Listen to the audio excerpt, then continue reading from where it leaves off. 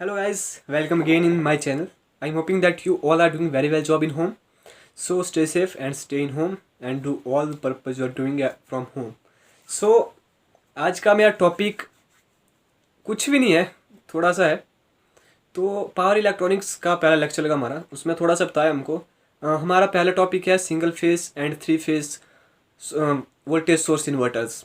तो हम पढ़ेंगे इन्वर्टर्स क्या होते हैं, ऐसे ही इंट्रोडक्शन दूंगा मैं आज। कल हमारा टॉपिक है इन्वर्टर्स, मतलब हमारी इलेक्ट्रॉनिक सिस्टम में मतलब 5 टाइप के लगभग कन्वर्टर हैं।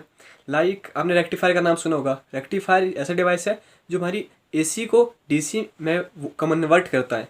और उसके बाद आगे चलो इन्वर्टर ले लेते हैं।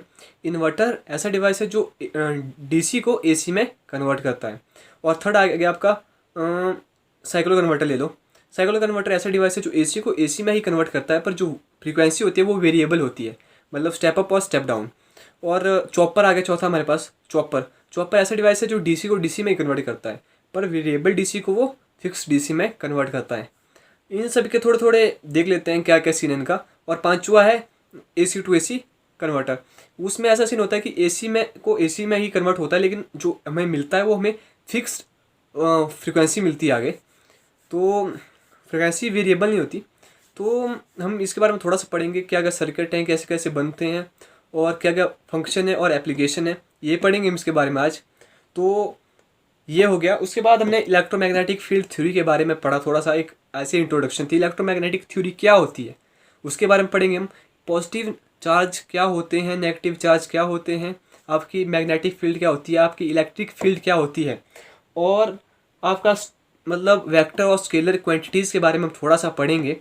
मतलब इस फील्ड का ज़्यादातर +2 में है, +1 +2 में है। जो हमारे पास इलेक्ट्रोमैग्नेटिक थ्योरी है, इलेक्ट्रोमैग्नेटिक फील्ड थ्योरी है। तो देखते हैं। अपना अगला लेक्चर नहीं लगा है, तब तक मैं सोच रहा हूँ कि 2 लेक्चर की वीडियो बना दूँ, ताकि बाद में एक बार में सारा पेंडिंग ना पड़े मेरे को काम, मतलब ओवरलोड हो जाता है बाद में। लाइक हम बैटरी को एक्स्ट्रा चार्जिंग दे देते हैं तो ओवरलोड हो जाती है। तो ऐसा ही है। तो मिलते हैं। तो हम पावर इलेक्ट्रॉनिक्स में वो चीज़ें पढ़ेंगी जो इन्वर्टर में मददगार रहेगी हमारी। तो इन्वर्टर जो हमारा है 3 फेस और bridge type source voltage source inverter है।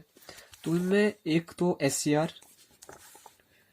आर एक 3 टर्मिनल डिवाइस है, जिसका सिंबल ऐसे रिप्रेजेंट होता है। और ये हमारा एनोड है, ये हमारा कैथोड है, और ये हमारा गेट टर्मिनल है। और यहाँ पे पॉजिटिव वोल्टेज, यहाँ पे एक सप्लाई वोल्टेज है, positive terminal and negative terminal. ये हमारा एस है और ये वोल्टेज दी गई। ये एनोड है, ये गेट टर्मिनल है, और ये कैथोड है। इसमें 3 टर्मिनल होते हैं, एनोड, गेट एंड कैथोड।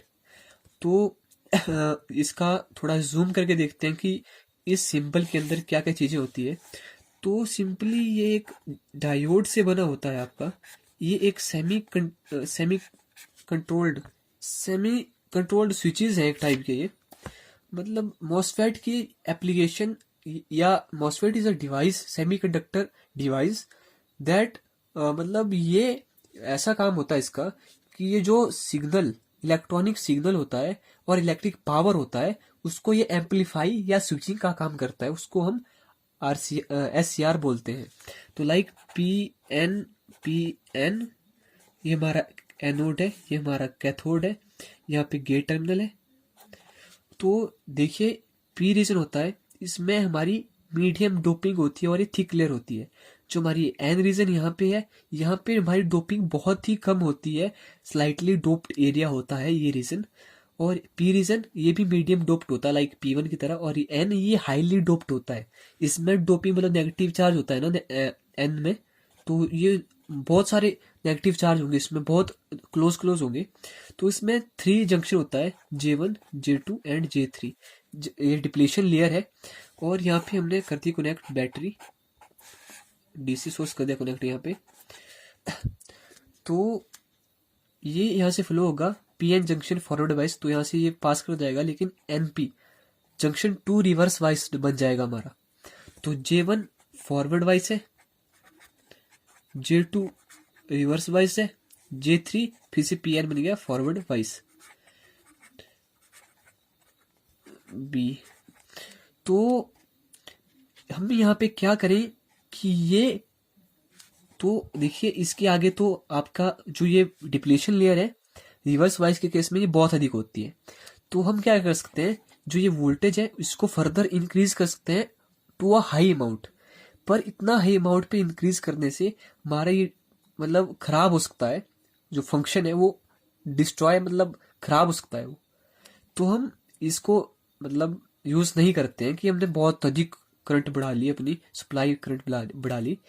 मतलब अगर आपका यहाँ से सप्लाई करंट आपने दी है, सप्लाई वोल्टेज दी है, तो minimum amount of current required to destroy or overcome this barrier, this depletion barrier is known as latching current.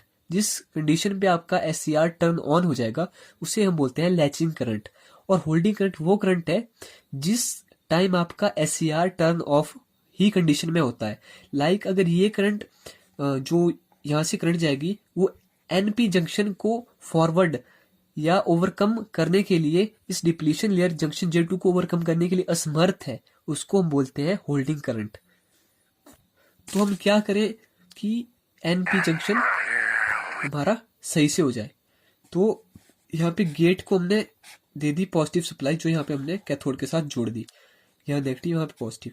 तो यहाँ से पॉजिटिव सप्लाई आपकी जाएगी, तो ये पी रीजन है एनपी, ये फॉरवर्ड बायस हो जाएगा।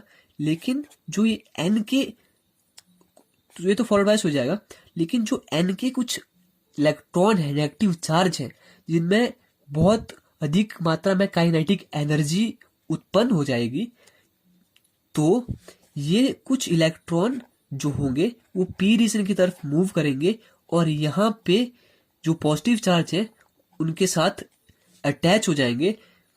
तो ये बैरियर है यहाँ से नेगेटिव चार्ज, तो ये बैरियर मतलब इसकी मतलब ये डिप्लीट हो जाएगा, ये बैरियर मतलब कम हो जाएगा। तो ये जो हमारा करंट है अगर मिनिमम वैल्यू भी है तो ये इस बैरियर को क्रॉस करने में समर्थ हो जाएगा, समझे। तो इस केस में हम एससीआर का यही फंक्शनिंग है। और आपके पास और भी उपाय है, लाइक हमारे पास टेम्परेचर को हमने इंक्रीज कर लिया तो भी हम यहाँ पे कर सकते हैं। अगर टेम्परेचर इंक्रीज कर दिया तो ये due to increase in temperature conductivity increases. तो हमारे एक लाइट है, हमने लाइट रेज एक ऐसा है, मतलब लाइट एमिट है एक ऐसा है हमारे पास। तो हम इस रीजन पे गेट पे लाइट एमिट करते हैं, गेट पे नहीं इस बैरियर पे लाइट एमिट करते हैं हम, जिसकी वजह से इसका जो डिप्लीशन लेयर है वो रिड्यूस हो जाता है। तो इसकी एप्लीकेशन देख लो, मतलब लाइक हमारे पास एक कोई बैटरी है, ये हमारे पास एक स्विच है जो कि क्लोज्ड है लाइक, और ये कोई स्विच है ये ओपन है हमारे पास। एक एप्लीकेशन देख लो ऐसी, यहाँ पे हमारे पास कोई लाइक हमारे पास बल्ब है और यहाँ पे हमारा लगा है आपका थायरेस्टर।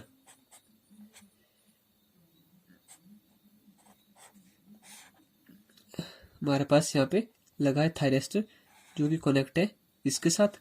और यहाँ पे मान लीजिए आपका एक रेजिस्टेंस लगा है, ये मतलब ऐसे ही समझो 50 ओम का है। मतलब मेरे को क्योंकि पता नहीं है क्योंकि लोड क्या है और वोल्टेज क्या है, इसके हिसाब से पता नहीं उतना कि कितने का रेजिस्टेंस यहाँ पे लगेगा। हमने बस इतने का रेजिस्टेंस लाना है कि देखिए यहाँ से जो करंट फ्लो होगी, ये स्विच ओपन है, ये ओपन है, तो ये तो करंट यहाँ से फ्लो करेगी। लेकिन यहाँ पे हमारा लगा हुआ है एससीआर, तो इस कंडीशन में देखिए आपकी करंट तो आगे फ्लो नहीं होगी। या तो हमें गेट पर कोई ट्रिगरिंग देनी होगी, या हमें टेम्परेचर इंक्रीज करना होगा, या हमें वोल्टेज को फर्दर लेवल पे इंक्रीज करना होगा। अगर यहाँ पे वोल्टेज को हम बहुत अधिक इंक्रीज कर देते हैं तो बल्ब फ्यूज भी हो सकता है हमारा, है ना। तो अब हम इसको अधिक मात्रा में बढ़ा नहीं सकते, इस फंक्शन को हम यूज ही नहीं करते इस प्रॉपर्टी को। तो हम ये क्या करते हैं कि इस स्विच को ओपन कर देते हैं यहाँ पे, तो हमारा करंट सारा यहाँ से फ्लो होता है, लेकिन यहाँ पे रेजिस्टेंस लगे हैं तो आगे थोड़ा सा हैवी रेजिस्टेंस लगे होते हैं, तो यहाँ से थोड़ा सा करंट आगे चला जाता है और हमारा गेट जो होता है उसको ट्रिगर कर देता है, जिसकी वजह से ये एसआर टर्न ऑन की कंडीशन में आ जाता है। और उसके बाद जो थोड़ा सा करंट यहाँ से आता रहता है, लेकिन इसका आना या ना आना इससे कोई फर्क नहीं पड़ता, क्योंकि हमें अगर एससीआर को टर्न ऑफ कराना है तो हमें मेन जो सप्लाई है वही ऑफ करनी होगी। अगर हमने गेट को ऑफ भी कर दिया, यहाँ से ये कनेक्शन कट भी कर दिया एससीआर का टर्न ऑन होने के बाद, गेट पल्स आने के बाद, तो भी ये सिस्टम कंटिन्यूटी वर्क करता रहेगा।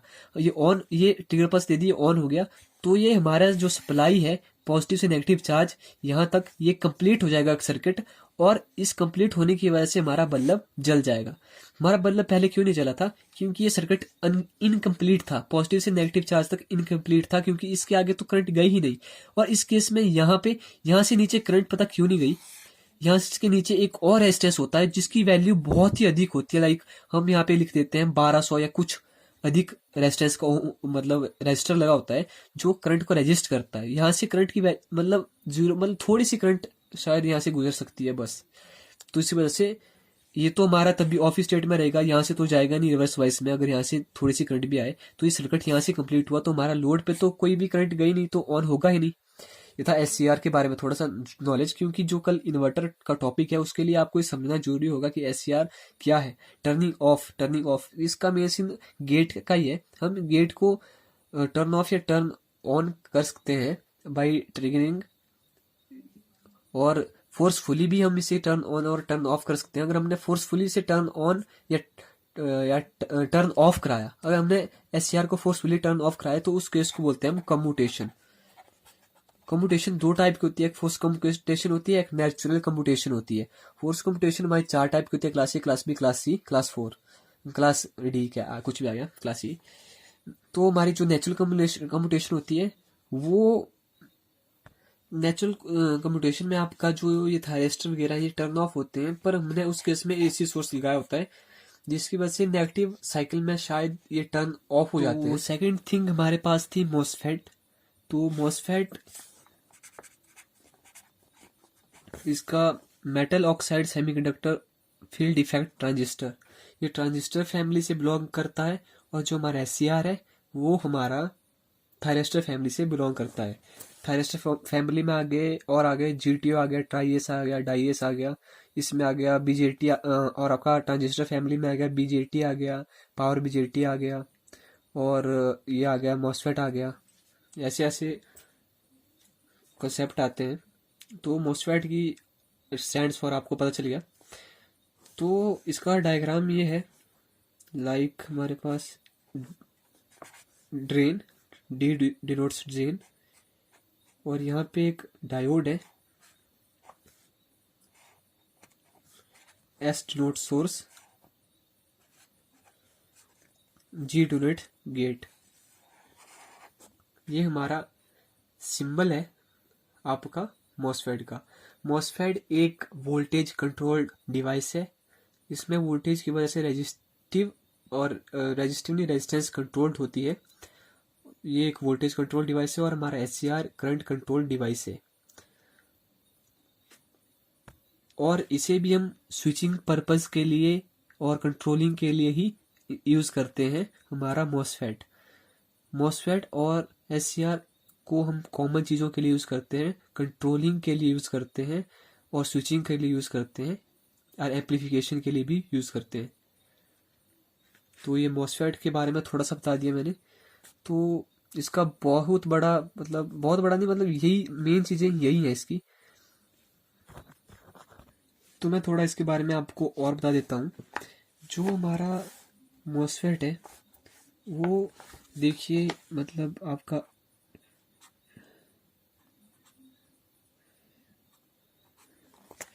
ड्रेन को मैंने यहाँ पे सप्लाई दी,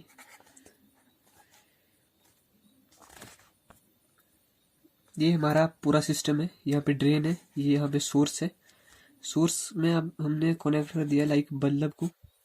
तो ये गेट है, तो हमने यहाँ पे से सप्लाई दी फर्स्ट केस में। जब इस केस में ऑफ ही है तो यहाँ से सप्लाई आएगी, लाइक हमने 12 वोल्ट दी, तो यहाँ से सप्लाई आएगी, और ये यहाँ पे रिवर्स वाइस्ड होना, फॉरवर्ड वाइस्ड नहीं होना यहाँ पे, ये क्योंकि ये एन चैनल मॉसफेट है।